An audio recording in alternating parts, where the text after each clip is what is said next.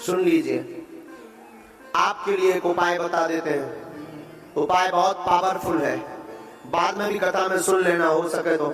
आपके घर में बहुत कलेश रहता हो, बहुत उपद्रव होता हो, आप अपने घर पर 11 दिन की सरसों के तेल की अखंड ज्योति जलाकर भोले बाबा महादेव को अभिषेक करके और अपने घर के चारों कोनों पर एक एक मुट्ठी चावल लाल रंग के कपड़े में बांधकर और बालाजी का नाम लेकर रख दीजिए। घर का कलेश मिटने लगेगा। 1.25 महीने बाद वो चारों पोटली बहते जल में प्रवाहित कर देना, सभी नकारात्मक ऊर्जा आपके घर की बाहर हो जाएगी। लेकिन ये टोटका या उपाय काम अपना करेगा, पर असली काम तुम्हारा मन करेगा। आज से ही तुम कथा से ही अपने मन में ये बात भर कर जाना कि अगर तुम्हें संकटों से मुक्ति पानी है तो संकटों का रोना गाना बंद कर दो, संकटों की बजाय सुख को खोजना प्रारंभ कर दो। चाहे वो कथा में सुख मिले या किसी संत की चरण में मिले या बागेश्वर धाम पर मिले या वृंदावन धाम पर मिले, सुख को खोजना प्रारंभ कर दो। जिंदगी में तुम्हें प्रत्येक संकट से लड़ने की कुंजी प्राप्त हो जाएगी, चाबी आपको प्राप्त हो जाएगी। इसलिए मेरे पागलों, आज की कथा प्रारंभ करने के पूर्व में आज का सूत्र है प्रसन्नता। क्या है? जोर से बोलो ना, फिर से बोलो। तो मुस्कुराओ, खूब मुस्कुराना चाहिए। ऐसे कई लोग बैठे हैं जैसे घर पर खूब लठ पीट करके खा करके आए हैं। हंसना चाहिए जिंदगी में। जब भी जाओ भगवान के सामने जाओ तो ये रोने वाली आंसू तो मत लेकर जाओ। हाँ, भाव में है तो बात अलग है, और भाव नहीं है तो अब लुगाई का पेट दर्द कर रहा, सिर दर्द कर रहा, ये तो सुनाने ही मत जाओ। वो भगवान अंतर्यामी है, वो सब जानता है। उनके सामने जब भी जाओ या तो भाव के आंसू होना चाहिए या फिर चेहरे पर मुस्कुराहट होनी चाहिए। पर आप अपनी जिंदगी में स्वयं अनुभव करिएगा, खूब प्रसन्नता रहेगी। इसलिए खूब हंसो, जोर से ठहाका लगाकर हंसना चाहिए। प्रसन्नता ऐसा सूत्र है जिससे बड़े बड़े दुख। अच्छा, प्रसन्नता से हमें याद आया, किसी को बहुत गुस्सा हो, बहुत क्रोध आया हो एकदम तुम्हारे ऊपर, और तुम मुस्कुराओ, हाय माय डियर, उसको कैसा लगेगा? कैसा लगेगा? वो एकदम खड़ा जाऊंगा, तुम कहो सो स्वीट। फिर उसका क्या होगा? और उसका रिएक्शन क्या होगा? वो बाल लौट, मैं छोड़ूंगा नहीं, और तुम कहो ओहो। तब वो क्या होगा? ना तुम्हें लड़ना पड़ेगा, ना तुम्हें चिल्लाना पड़ेगा, ना तुम्हें डांटना पड़ेगा। तुम ये चीज भर सीख लो, ओह माय डियर। इतने में ही आदमी सिर खपाड़ मार लेगा दीवार से, और अगर वो कट्टर थोड़ा सा बलवान है तो तुमसे भी मार सकता है। ये गारंटी नहीं है, ये जोखिम अपने हिसाब से लेना। यहां तो हम बचा रहे हैं तुम्हें, घर जाके और घर भाई पे तो ट्राई मत करना प्लीज। लुगाई पे ट्राई मत करना। ये सूत्र जितने भी विवाहित पुरुष बैठे हैं, पूछो क्यों हमने ये सूत्र एक आदमी को दे दिया। एक आदमी आया, गुरुजी हमारी घरवाली बहुत खतरनाक है। हमने कहा चिंता मत करो, इधर आओ। हमने कहा तुम्हारी घरवाली कैसी खतरनाक है? बोला गुरुजी बहुत गुस्सा होती बात बात है। हमने उसको यही सूत्र दे दिया। उनका जब भी गुस्सा हुआ कर तो कह दिया करो, वाह अर्धांगिनी जी, तो थोड़ा मुस्कुरा दिया करो। तो बोला फिर गुरुजी? हमने कहा फिर वो और चिड़चिड़ाएगी तो तुम कह देना ओ। तो गुरुजी फिर क्या होगा? हमने कहा पता तो नहीं है, फिर और ज्यादा बड़बड़ाएगी तो तुम फिर कह देना वाह। 2 दिन बाद वो पट्टी बांध के आया, सिर पे भी बंधी थी, हाथ में भी बंधी थी। हमने कहा क्या हुआ? बोले आपके उपाय का चमत्कार है। हमने कहा ऐसा क्या हो गया हमारा उपाय? हमारे ये उपाय का चमत्कार क्या बता रहा है? उल्टी बात।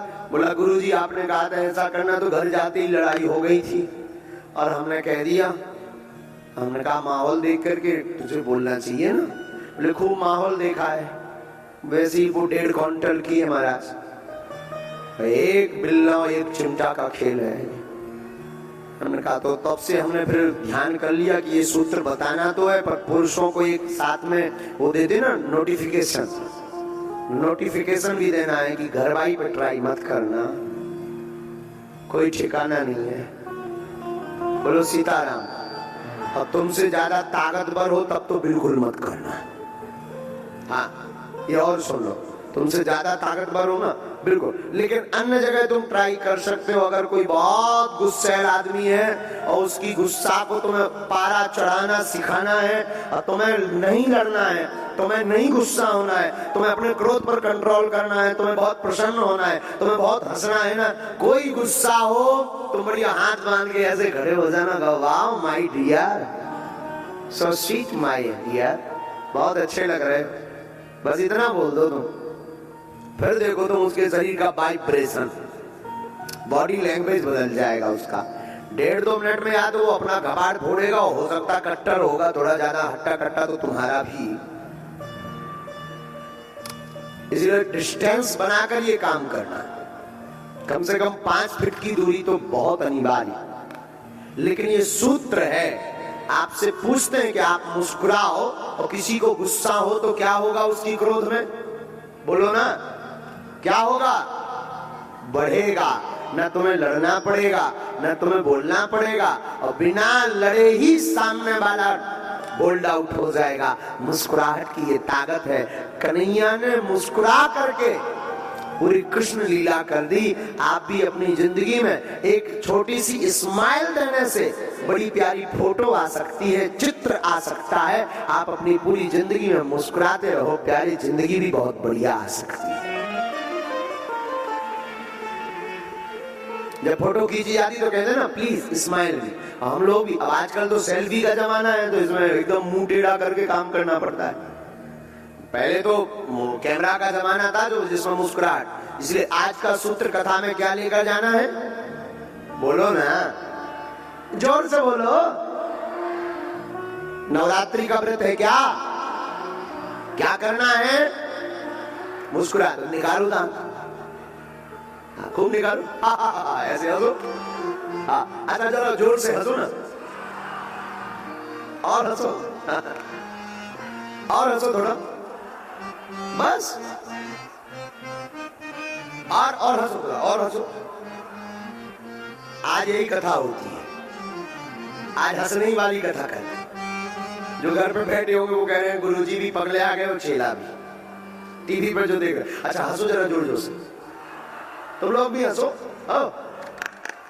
हंसो हंसो हंसो हंसो हंसो, और हंसो। हाँ भाई तुम लोग भी हंसो, तबला वाले हंसो, तो घर पे लड़ाई होगी, हंसो। अब बताओ, हमने कुछ दिया आपको, कुछ दिया आपको, लेकिन तन मन खिल गया, बोलो ना, तन मन खिल गया ना। ऐसी जिंदगी भर हंसते रहिए, जिंदगी में भी तन मन क्या, पूरी जिंदगी खिल उठेगी आपकी। भगवान मुस्कुराना ही सिखाते हैं। क्या सिखाते? भगवान मुस्कुराना ही सिखाते। संतों से सीखे जाए, हर हाल में खुश रहना। संतों से सीख जाए, हर हाल में खुश रहना। संतों से सीख जाए, हर हाल में खुश रहना।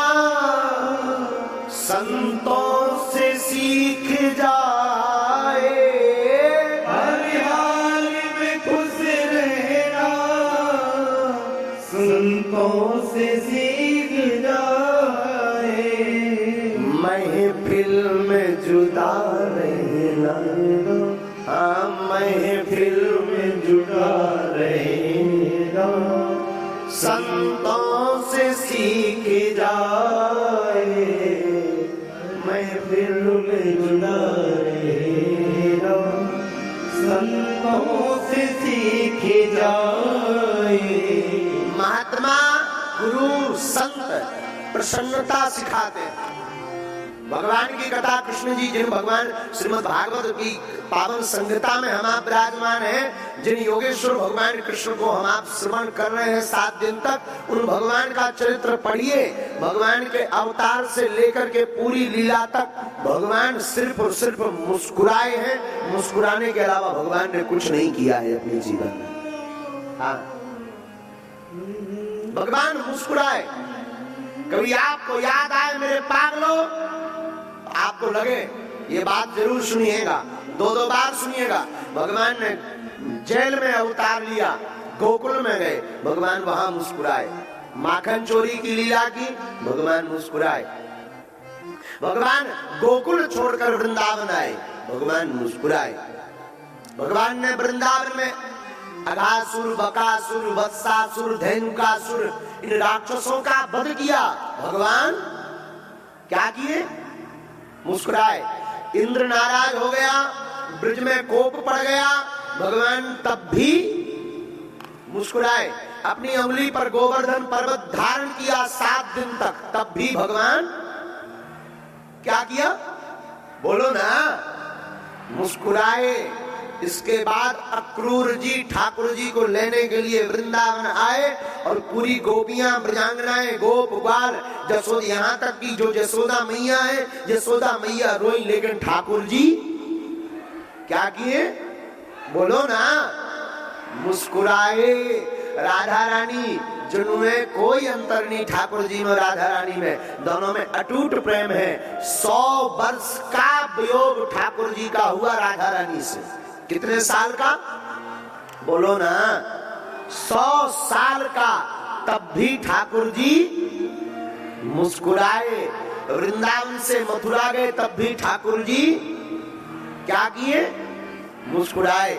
मथुरा जाकर भगवान ने धोबी मामा की सीताराम कर दी, स्वाहा कर दिया, जयकारा कर दिया, उनका वध कर दिया, तब भी ठाकुर जी मुस्कुराए। इसके बाद सुदामा नाम के माली के घर पर गए, तब भी ठाकुर जी मुस्कुराए। उसके बाद ठाकुर जी ने 3 जगह से टेढ़ी कुब्जा पर कृपा की, तब भी ठाकुर जी मुस्कुराए।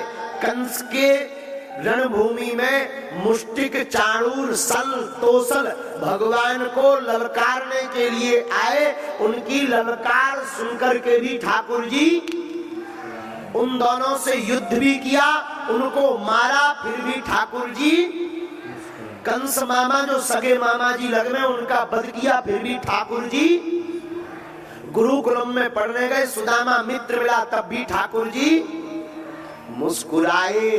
बाद में जरासंध ने 17 बार आक्रमण किया, उन आक्रमणों के बाद भी ठाकुर जी वृंदावन की याद आई, गोपियों की याद आई, फिर भी ठाकुर जी द्वारका के राजा बने, फिर भी ठाकुर जी 16,108 ठाकुर जी ने विवाह किए, तब भी ठाकुर जी 1,61,080 पुत्र, 16,108 बेटियां, 1,61,080 पुत्रों की 10-10 संतानें, टोटल 55 करोड़ जनसंख्या भगवान की हुई, तब भी ठाकुर जी मुस्कुराए।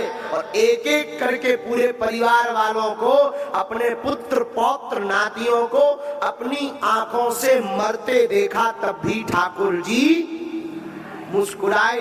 दाऊ भैया ने लीला पूर्ण की, तब भी ठाकुर जी मुस्कुराए। अंत में जब बहेलिया ने बाण मार दिया, ये वही बहेलिया जो पूर्व जन्म में बाली था, बाली का बदला चुकाने के लिए बहेलिया बना, भगवान के तलों में उसने बाण मार दिया।